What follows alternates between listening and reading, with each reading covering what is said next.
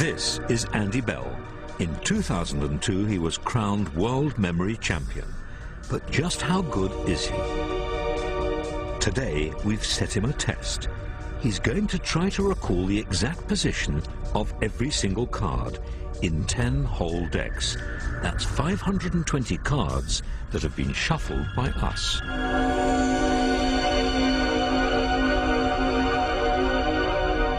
And he's only got 20 minutes to look at them.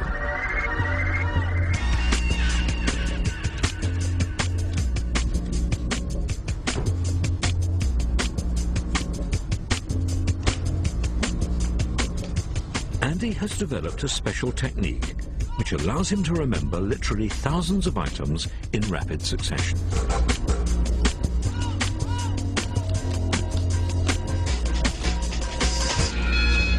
The 20 minutes are up. Can Andy remember the position of the cards our referee selects at random? So, deck one, the very first card you saw. First card was the 6 of spades. Same deck, card number 23. The 23rd card was the Queen of Hearts.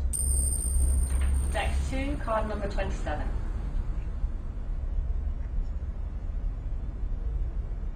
Ten of Diamonds. No matter how many cards we fired at him, That was the King of Diamonds. Andy remembered them perfectly. 48th card was the Ace of Hearts. In fact, Andy is able to recall all 520 cards. Jack of Clubs. Every one correct and in the right order. Queen of Spades. So, what's his secret? Before he even sits down with a deck of cards, Andy uses his memory technique.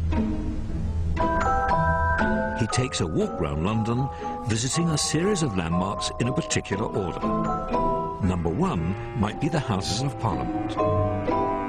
And number 2, Westminster Bridge. He walks the route several times to establish it in his mind. But that's just the first stage. The second is putting his imagination to work. When I memorise a deck of cards, I turn each card into a picture, and this is a colourful animal or object that I've learnt to associate with that particular card. The Jack of Clubs becomes a little bear. The 9 of Diamonds, a saw. And the 2 of Spades, a pineapple.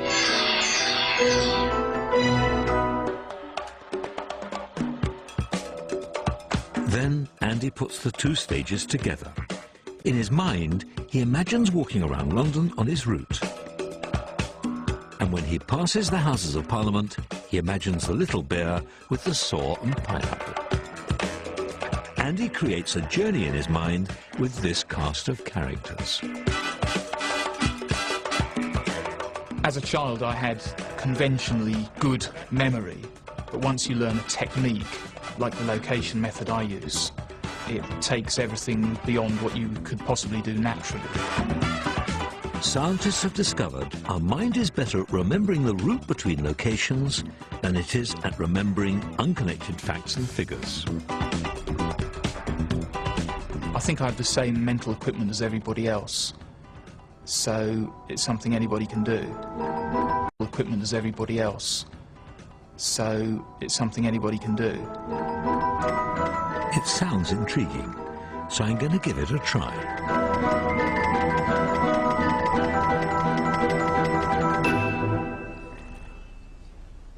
So, Andy, what mental torture have you got for me this morning? Well, I'm going to give you this list of words, and I want you to try to remember them. These are the words: wash, apple, jet, mad, actress, marmalade, jack, van, clock, tile, polecat, tail, film, pier, bucket, chain, bottle, sand, egg, window, salamander, paper, microphone, cork, piano, dog, captain, tennis, kennel, tomato. And you're going to be able to remember it. Oh, no, I'm not. Well, I think you might, because I'm going to give you a technique that will help. I'm going to ask you to picture 2 words at a time in a sequence of locations around your home. So I'll give these to you. But then I'll have three things to remember. The two words plus the location. You already know the locations around your home, so the sense of location is going to help you. Trust me, it's not going to add to your problems. I'll never do it. Yes, you will. I'm going to give you, at least until that egg gets cold, to have a look at that list. So I start off in the garden. Wash the apple. Go into the hall, where there's a jet madly flying around. Into the dining room, where there's an actress. Who's your favourite actress? Judi Dench. But she wouldn't be smeared in marmalade. She would be. Why? So you can remember her. For the next 5 minutes, I frantically try to imagine all these crazy images and think where to put them. The normally quite unexceptional Winston household will never feel quite the same again.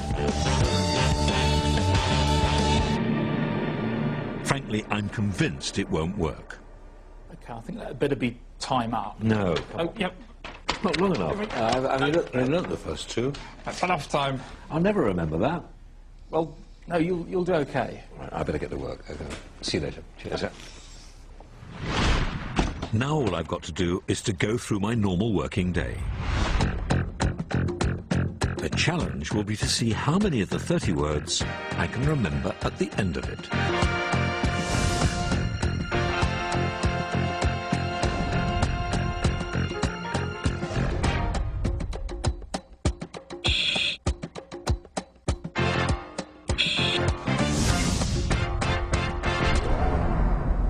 Do you think you can remember any of the words I gave you earlier today? Well, I'll give it a go. We'll start off outside in the garden. Wash apple. Jet mad.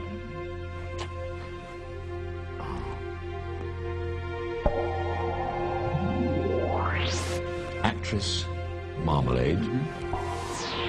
Jack Van.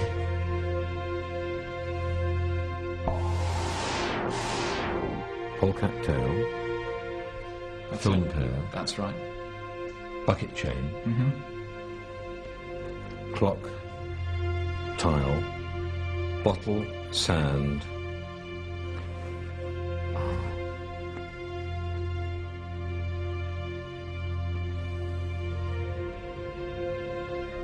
OK, try to remember the room you were in when you thought of those words.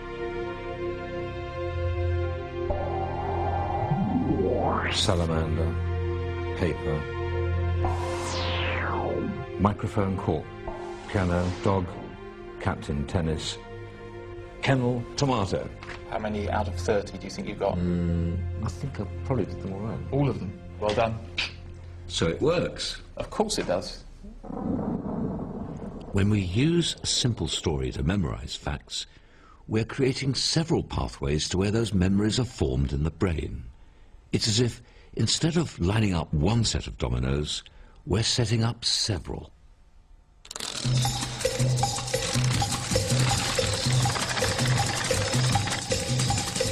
The reason we often have difficulties in retrieving a memory is because one neural pathway can easily get broken.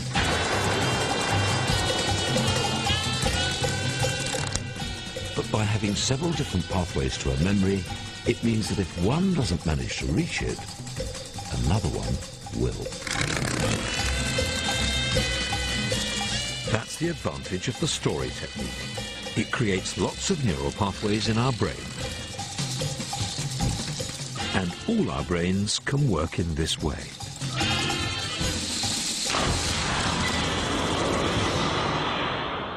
Which is why everyone can use this method. By using a story to memorize facts, we all have the potential to perform astonishing feats of memory.